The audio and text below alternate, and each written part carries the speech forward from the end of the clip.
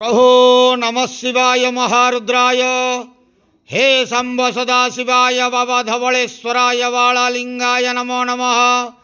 दीपं यदि परं ब्रह्म दीपं यदि जनार्दनः दीपहरतु मे पापो पूजा दीप नमस्तुते।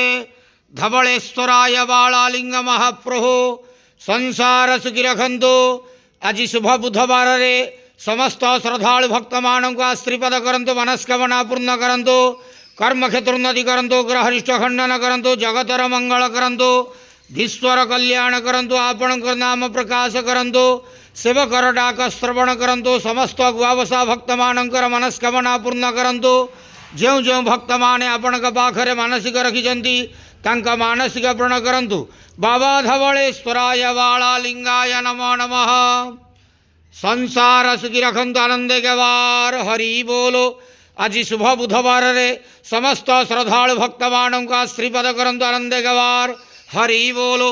बाबा धवलेश्वराय वाळालिंगाय नमो नमः।